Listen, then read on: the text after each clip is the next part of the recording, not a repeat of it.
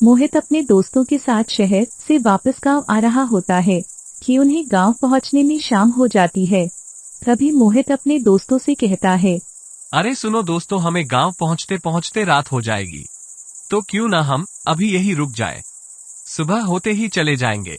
ये तो क्या कह रहा है मोहित, गांव थोड़ी ही दूर तो बचा है, हम आराम से पहुंच जाएंगे। गांव तो हम पहुंच ही जाएंगे, लेकिन अभी तो रात हो गई है और रास्ता भी जंगल का है। कहीं रास्ते में हमें कोई भूत मिल गया तो क्या होगा? मुझे तो भूतों से बहुत डर लगता है। मोहित ये तो कैसी पागलों वाली बातें कर रहा है, कोई भूत वूत नहीं होते।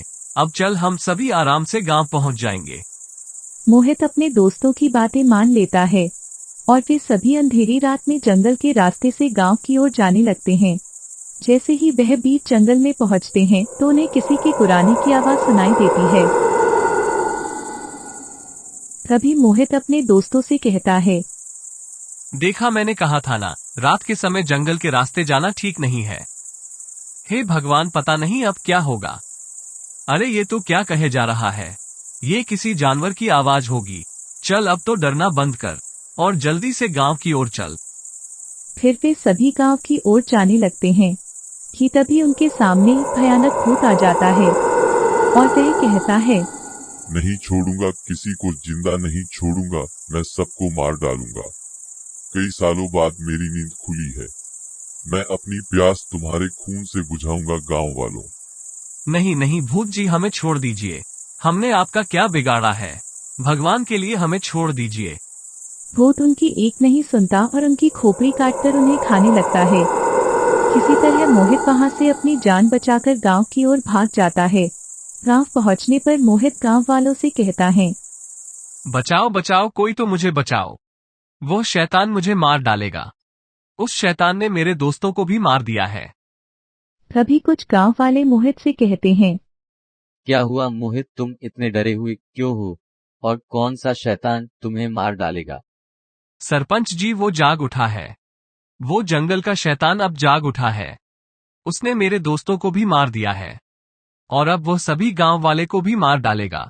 ये तुम क्या कह रहे हो मोहित, तुम्हारी बातें तो हमारी समझ में ही नहीं आ रही है। मोहित की बातों का कोई भी गांव वाला यकीन नहीं करता है और सभी गांव वाले अपने अपने घर चले जाते हैं। और दूसरी तरफ वह जंगल का शैतान गांव में पहुंच जाता है और वह लोगों के घरों में घुसकर उन्हें मारने लगता है। और उस शैतान को गांव में जो भी गांव वाला दिखाई देता है, वह शैतान सभी गांव वालों को मार डालता है। फिर अगले दिन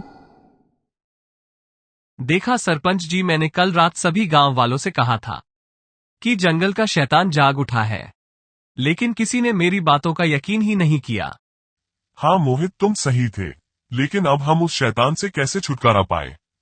पता नहीं सरपंच जी, अब तो केवल ईश्वर ही हमारी मदद कर सकते हैं। शाम होने पर शैतान फिर से गांव में आता है और वह इस बार गांव के सरपंच जी को उठाकर अपने साथ सुनसान जंगल में ले जाता है और उन्हें एक पेड़ से बांध देता है। सरपंच जी के जाते ही पूरे गांव में मातम फैल जाता है और सभी गांव वाले आपस में बातें करते हैं। सुनो गांव वालों, ऐसे तो वो शैतान एक एक करके सभी गांव वालों को मार डालेगा। हमें उसका कुछ ना कुछ तो करना ही होगा।